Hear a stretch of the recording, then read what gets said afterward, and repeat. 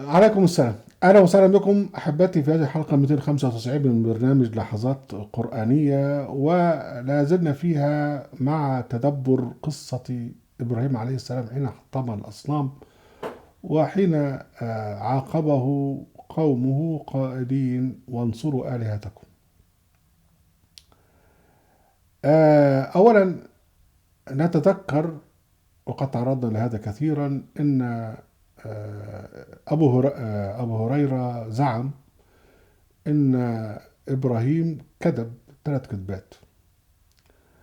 هو استلف تحريف من التوراة اللي موجودة، اللي هو بينسب لابراهيم ان هو كذب مرتين، وراح جاي ابو هريرة، ده على فرض ان ابو هريرة هو اللي عمل كده فعلا، ولكن هو كذب برضو على قومه لما قال لهم ان اللي كسر الاصنام هو الكبير بتاعهم،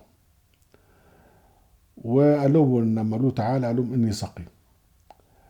يعني اذا الله سبحانه وتعالى يذكر هذه القصة مدحا في إبراهيم، واحنا عرفنا بقى أن المقصد كله أن إبراهيم عليه السلام يريد أن يثبت لقومه أن ما يعبدون هي مجرد حجارة لا تسمن ولا تغني من جوع، وأن هي قابلة للتكسير. يعني زي ما قال لهم في الأول: أتعبدون ما تنحتون. فده كله تعامى عنه البخاري، وطلع إبراهيم عليه السلام كذاب، وقال لك انا كتب 3 كذبات، ومن ضمنها القصه دي عملها كذبه لابراهيم. والله سبحانه وتعالى يعني مدح ابراهيم، من ضمن المدح اللي مدحه لابراهيم وقال: واذكر في كتاب ابراهيم انه كان صديقا نبيا. يعني مش صادق، صديق. لكن هو ربنا سبحانه وتعالى جعل ابراهيم وسنته ميزان. يعني ومن يرغب عن سنة يعني اللي يرغب عن ملة إبراهيم وعن سنته، يعني عن طريقته، يبقى هو ده اللي سفه نفسه. فالذي يعادي إبراهيم، الذي يتهم إبراهيم، يبقى هو على طول من الجانب الآخر من الكفرة والمشركين، وهذا ينطبق على البخاري. هذه يعني هي الملاحظة الأولى. الملاحظة الثانية هي الفارق بين كما أشرت في الحلقة السابقة بين الجماعة قوم إبراهيم، اللي هم نقول مثلا نقول لهم أكثر من 3000 سنة دلوقتي، لا 4000 سنة، احنا بيننا وبين المسيح 2000.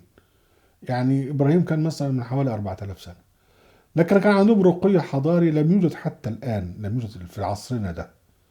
يعني هقول لك على حاجة حصل مرة، ودي قصة أنا شاهد عليها.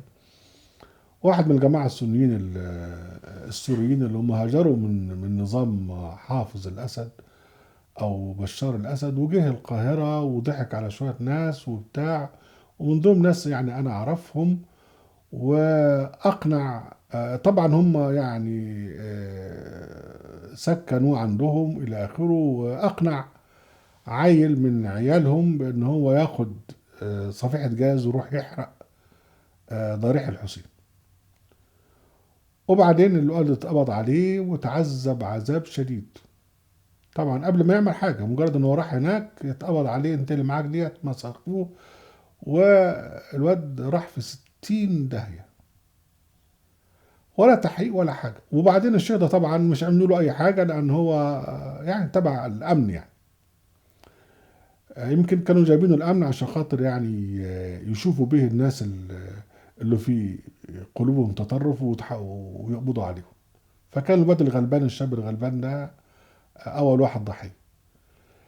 لما تقارن بين الذي فعله الامن المصري، والكلام ده كان في التسعينات، بين قوم ابراهيم، هتلاقي قوم ابراهيم يعني على درجه عليا من الرقي في تعاملهم مع ابراهيم عليه السلام.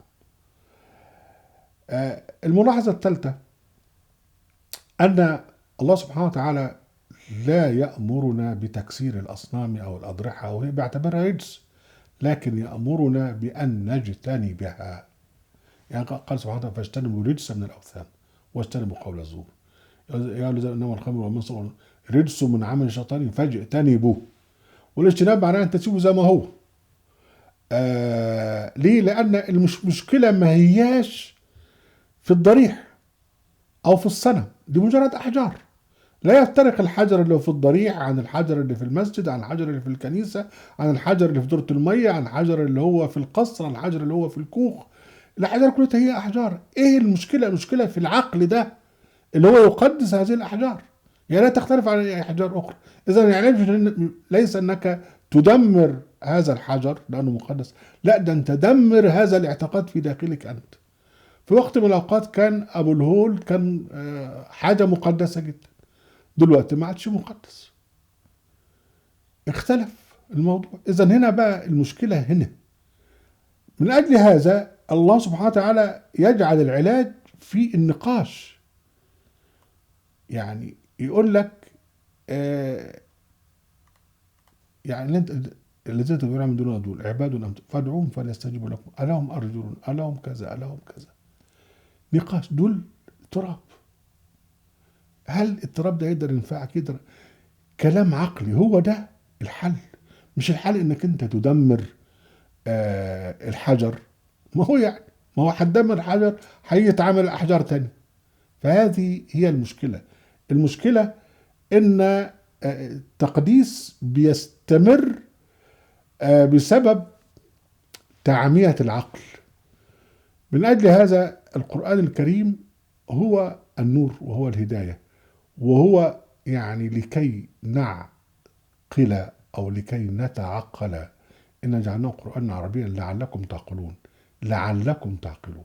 ولكن قلما يتعقل معظم البشر، لأنهم يجعلون عقولهم في أحذيتهم. أهلا وسهلا بكم أحبتي في برنامجكم لحظات قرآنية، وفي قناة أهل القرآن، وفي موقع أهل القرآن، وفي موقع كتب أحمد صبحي منصور. وعليكم السلام.